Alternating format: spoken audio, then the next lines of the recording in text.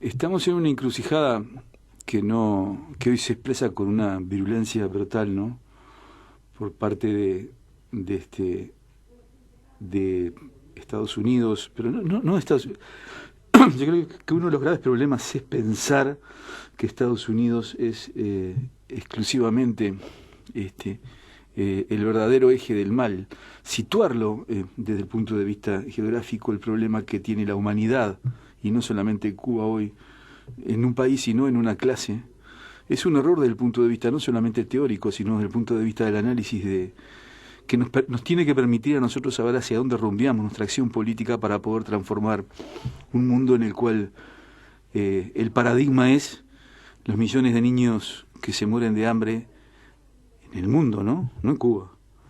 Los millones de seres humanos que viven en los campos de refugiados, los millones de asesinados por el imperialismo en todas sus expresiones a lo largo de la historia, desde Irak hasta Grenada.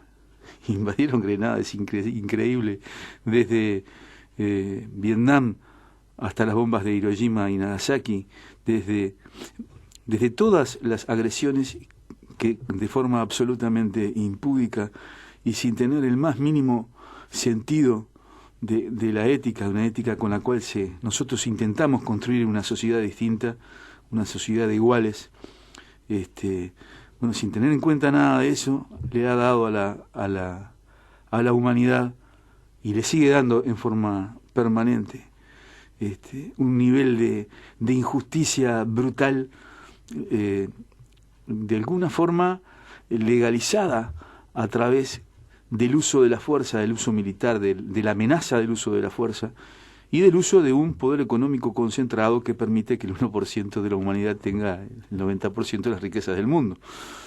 Eso no pasa en Cuba. No pasa en Cuba.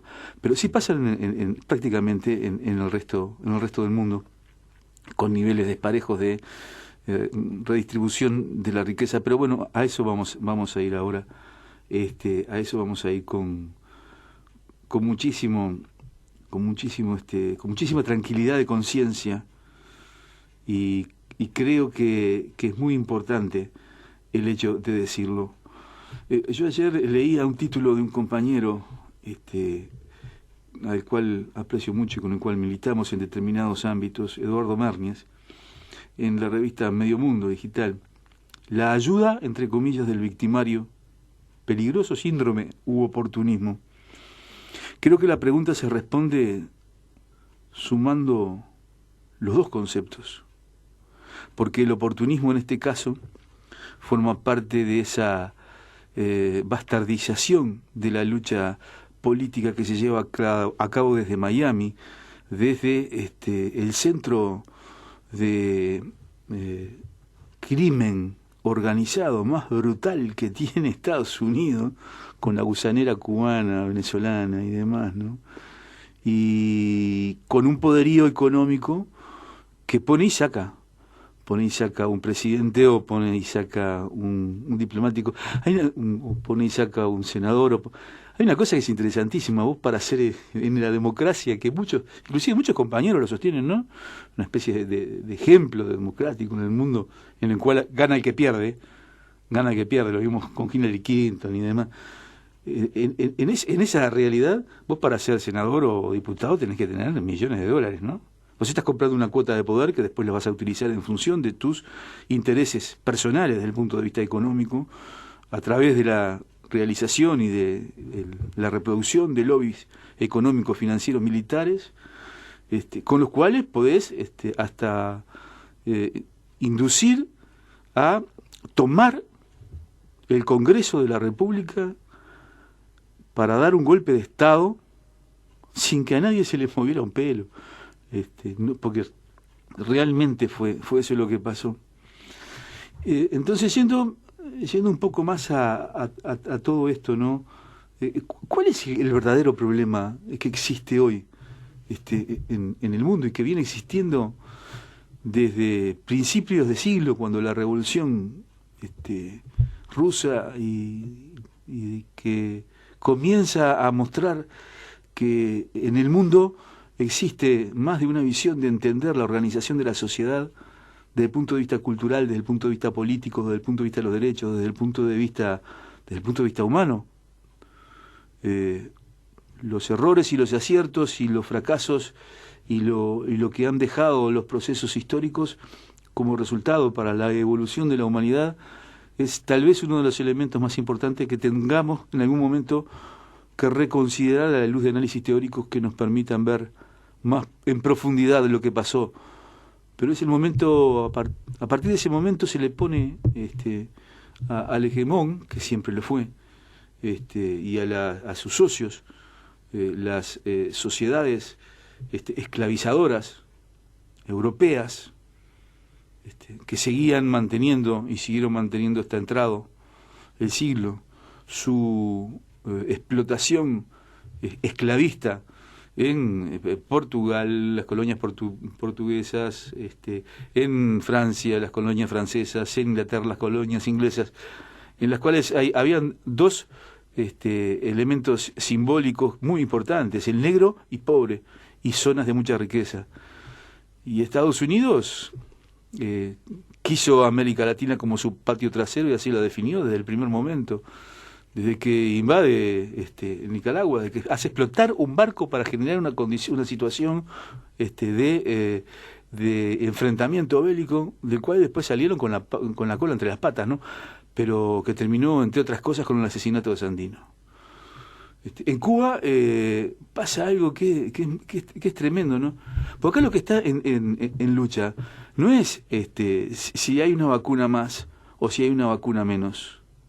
No está en lucha a nivel teórico, a nivel político, a nivel ético, a nivel ideológico.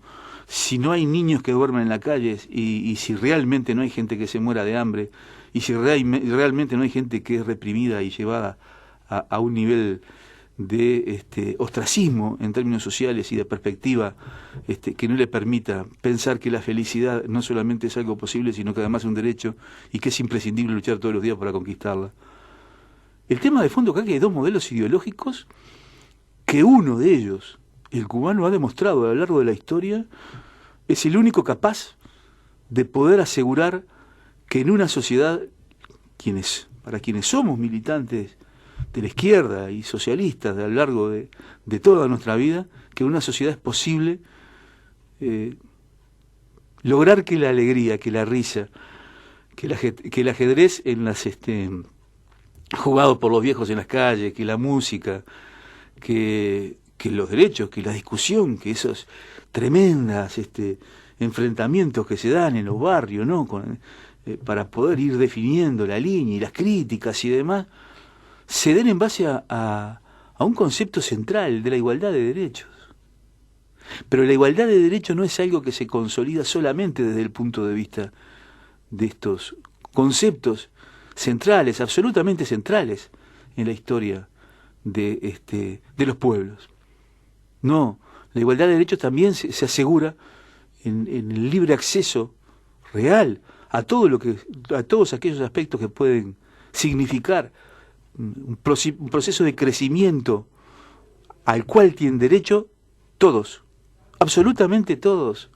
El hijo de aquel campesino que sigue trabajando la tierra puede llegar a ser ingeniero químico o puede llegar a ser un estudiante avanzado de medicina o puede llegar a ser un excelente agrónomo y seguir con el trabajo de la tierra de su padre, de su abuelo y puede hacer eso y puede sentir que no está trabajando para otro, que no está trabajando para que otro se enriquezca, que tiene derecho a protestar y que tiene derecho a discutir.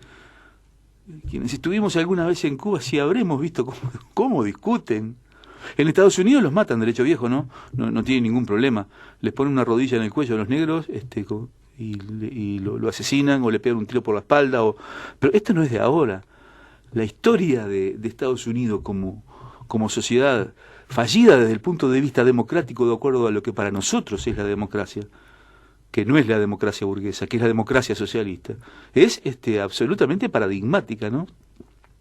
No han logrado consolidar nada más que una sociedad en la cual la medalla de oro del consumo de, por ejemplo, de cocaína en forma perniciosa y agresiva para la sociedad, junto con todo lo que significa en el blanqueo de dineros, en la plata que va para los senadores, para los diputados, para los instrumentos de guerra, para las invasiones, para el 1.000.000 de muertos en Irak, para la destrucción para el intento de destrucción de Siria, ¿no?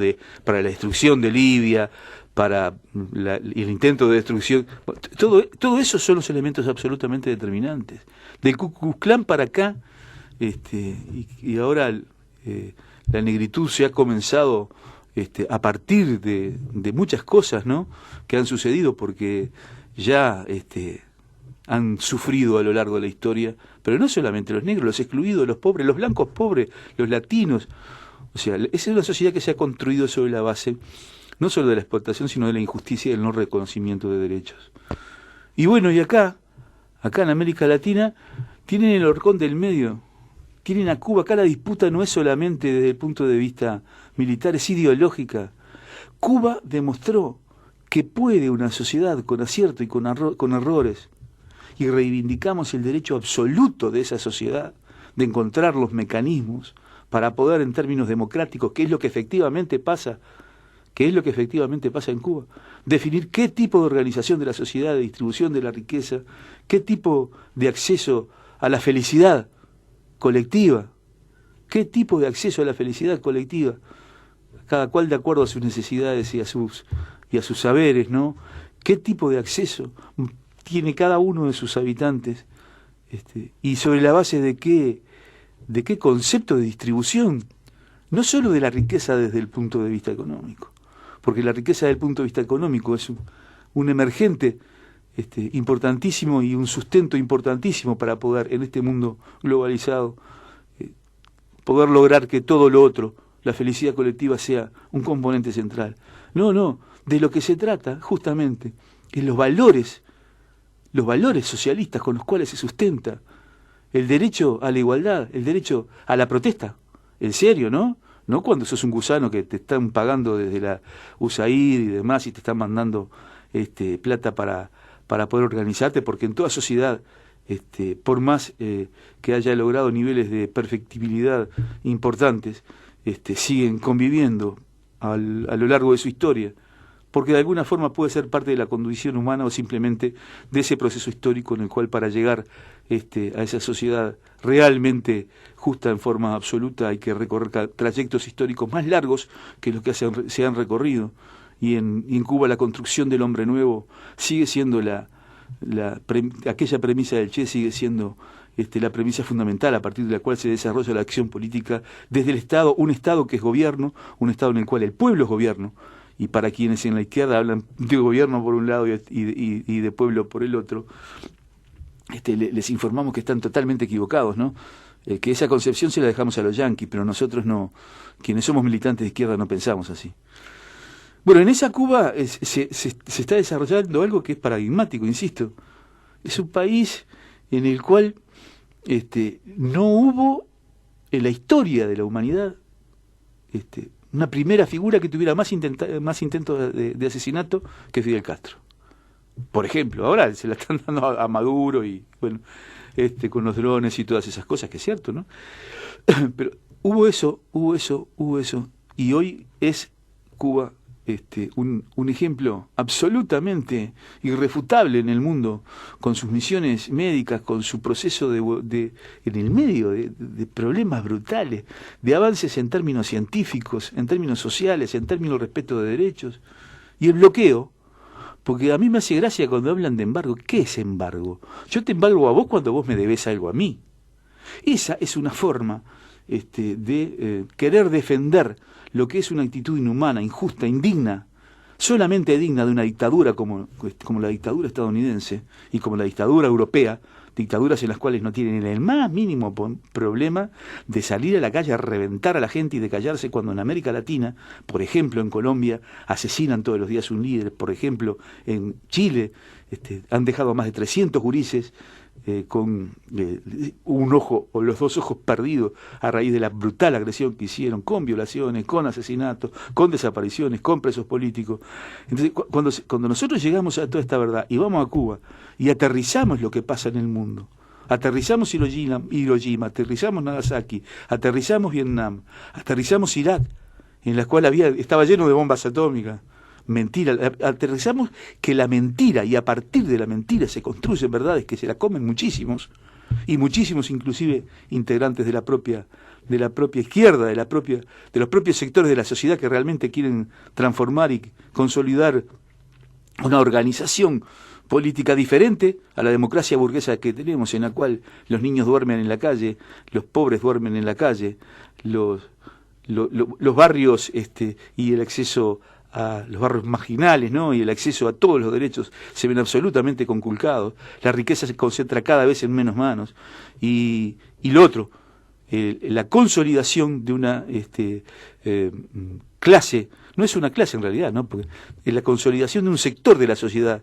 el militarista, que genera riquezas multitudinarias y que está dirigido justamente a poder controlar al mundo y a quienes estamos y están peleando por una sociedad justa, no más justa, justa, porque de eso es de lo que se trata. Nosotros acá hemos tenido muchos avances y vamos a tener muchos más, pero es un camino lento, es el camino de la construcción. Si salimos a dar una vueltita por la periferia de cada uno de los departamentos nos vamos a dar cuenta, pero también en el centro, en la Ciudad Vieja, en todos los lugares en los cuales en definitiva se expresan las contradicciones de clase que tiene nuestra propia sociedad. Un poco para ir redondeando, siempre es 26. En Cuba siempre es 26. ¿Por qué siempre es 26? Porque el 26 de julio es la fecha icónica, es la fecha emblemática en la cual se produce el primer gran desafío al imperialismo y a la brutal dictadura que tenía Cuba. Porque Cuba nace, la Cuba socialista nace, yéndose a las montañas, utilizando el derecho universal de resistir por el mecanismo de la lucha armada a una dictadura absolutamente sangrienta que impuso en Cuba, como patio trasero de Estados Unidos, un régimen y sostuvo un régimen corrupto, un régimen en el cual de cada 3 casas 2 eran un prostíbulo y un lugar para timbear, en el cual la misma mafia cubana y sus descendientes que hoy están en Cuba eran los que gobernaban, y que no eran necesariamente o exclusivamente cubanos, la mafia italiana, la mafia estadounidense, la mafia, como gobierna hoy en Estados Unidos la mafia. Entonces, eso es lo que sucede en Cuba. El gran problema de los yanquis es que Cuba demuestra, sin haber invadido jamás un país, sin haber tirado un tiro contra ningún pueblo compañero, contra ningún pueblo latinoamericano y contra ningún pueblo del mundo, sin haber tirado nada, sin haber participado nada más que como se participó en África para lograr la justicia social, y los caminos que después se recorrieron han sido azarosos, pero jamás en la vida, jamás, y menos aún en este momento, existe riesgo desde el punto de vista militar para ningún país de América Latina, y ellos lo saben. ¿Cuál es el problema? Que Cuba lo que está demostrando es que se puede. Ese es el problema. El problema es ideológico, pero profundamente ideológico. Cuba hoy demuestra que el socialismo es posible, y si Cuba no tuviera el conjunto de sanciones que tiene, si no estuviera bloqueada desde el punto de vista político, económico, social, desde el punto de vista de todos los derechos de todos los cubanos, si no se estuviera haciendo el esfuerzo más brutal y más aborrecible de lo largo de la historia contra el pueblo, como está realizándolo ahora en este momento su presidente Joe Biden, que no es su presidente, ¿no? Porque Marco Rubio le marca la línea, le marca la gusanera en Miami, se la marca la ultraderecha y bueno, si Cuba sigue demostrando que es posible, y es lo que ellos no han podido hasta ahora, porque Cuba sigue demostrando que es posible, con sus errores y con sus aciertos. La defensa inalienable del derecho de los pueblos a decidir su destino es un componente central de debe ser y es un componente central, por lo menos para quienes pensamos que es posible construir un mundo real, un mundo concreto en el cual los derechos de todos los seres humanos sean contemplados, sean realmente respetados. Bueno, Cuba es el paradigma. Socialismo o barbarie. Seguimos pensando que es pero absolutamente la gran contradicción que tiene la humanidad acá para las próximas décadas. Porque estamos viviendo en la mitad de la barbarie. Y si no, miremos no solamente el Medio Oriente, miremos acá en América Latina, al ladito nomás, al ladito en Brasil, al ladito en Perú con lo que hicieron, ¿no? Que es terrible, vamos a ver cómo le va a este muchacho, ojalá le vaya bien. En Chile, en Bolivia con el golpe de Estado, que tanto se callaron y no dijeron nada. Bueno, vamos a ir redondeando. Y voy a dejar para el final el saludo absolutamente comprometido al pueblo cubano, mi respeto, y darles las gracias, en nombre de una generación de veteranos que hemos tratado de vivir en esta sociedad de acuerdo a lo que nos han enseñado los viejos, desde los primeros sindicatos hasta las primeras construcciones de la unidad, y mantener la unidad como un componente central. Un abrazo especial a todo el pueblo cubano, y aquellos que en definitiva son traidores, porque traidores hay en todos lados, ningún abrazo. No se lo merecen. Están derrotados ya. Tiraron dos cuetecitos y se pensaron que Cuba se caía. Están locos, no tienen ni idea, no saben de lo que sí saben de lo que están hablando. Igual van a seguir perjudicando al pueblo y van a seguir perjudicando a la gente. Mi gran abrazo, y como dice mi hermano, aquel abrazo para todos los compañeros y compañeras cubanos. Y lo último, 2 segundos para terminar. Algunos ya no bancamos más que se nos falta el respeto dentro de determinadas orgánicas de la propia izquierda, y los debates teóricos y los debates ideológicos deben de tener un eje, que es el respeto desde el punto de vista intelectual y el respeto desde el punto de vista ético de los compañeros que piensan distinto. Yo no pienso que ni en Nicaragua ni en Venezuela haya dictadura. A ver, no pienso, y quiero que me lo demuestren. Si en Nicaragua ganaron con un 78% las elecciones, si en Venezuela sale Botinelli acá a decir que el proceso electoral, léanlo, ¿no? El proceso electoral venezolano es de muchísimo mejor calidad y mucho más seguro que el uruguayo, ¿de qué estamos hablando? Bueno, y acá hay compañeros que siguen insistiendo públicamente y salen en los medios a decir que hay dictadura. Bueno, por ejemplo el compañero Astori, por ejemplo el compañero Martínez, con nombre y apellido, porque acá yo soy Edgardo Llenar. No soy el petizo que sale a hablar solamente y a decir algunas locuras un sábado cada 2. Y me siento ofendido que públicamente se nos diga a todos aquellos que estamos pensando que la no intromisión, y sobre todo la no intromisión siguiendo de alguna forma un discurso paralelo, aunque no creo que sea la intención, un discurso paralelo al del imperialismo, al de Almagro, al de la UEA, al de una Europa que se ha ensañado con la represión a los catalanes, con la represión a los franceses, con la represión a los negros emigrados y con todo lo que han hecho a lo largo de la historia de la humanidad. Bueno, es un gravísimo error, pero el error no es solamente el punto de vista del análisis y de la interpretación. Cuando no está laudado en determinados internos a las cuales nosotros hacemos para las cuales nosotros hacemos un trabajo cotidiano desde hace más de 50 años, tratando de construir justamente eso que es fundamental, que es la unidad. En nombre de la unidad no nos callamos más.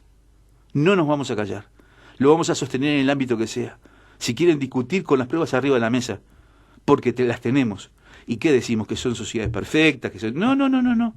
Reivindicamos el derecho de esos pueblos, que da la casualidad que tienen condiciones en algunos aspectos de poder exigir mucho más, digamos, contundentes que las que tenemos nosotros, que tuvieron que soportar las guarimbas, que tuvieron que soportar los tranques, que murieron decenas y decenas, cientos de militantes que atentaron contra escuelas, contra instituciones del Estado, que promovieron un desastre económico junto con el bloqueo, en el caso de En Nicaragua no es en realidad un bloqueo, en realidad es una cosa diferente. ¿No? En Venezuela es un bloqueo claro, duro, brutal. Bueno, nosotros queremos dejar claro que más allá de las discrepancias que podemos tener, no vamos a seguir soportando, con discrepancias teóricas, porque tenemos derechos, no vamos a seguir soportando que se nos trate de aliados de dictaduras. Que quede claro, no soy el único, somos muchísimos, muchos más de los que se piensan, y muchos en función de la construcción de la unidad se han callado la boca hasta ahora. Yo no me callo más, no tengo por qué hacerlo. Acá vengo a hablar a mi nombre y voy a defender desde todo punto de vista este concepto. Termino. Viva Cuba, viva la revolución socialista. Viva la revolución socialista para América Latina como horizonte. Viva los procesos de construcción de esa revolución socialista que se siguen en todos aquellos lugares en los cuales al imperio se le dice, no, ustedes acá no entran, y si entran, nosotros los vamos a controlar y vamos a utilizarlos para poder crear realmente una sociedad más justa. Salud.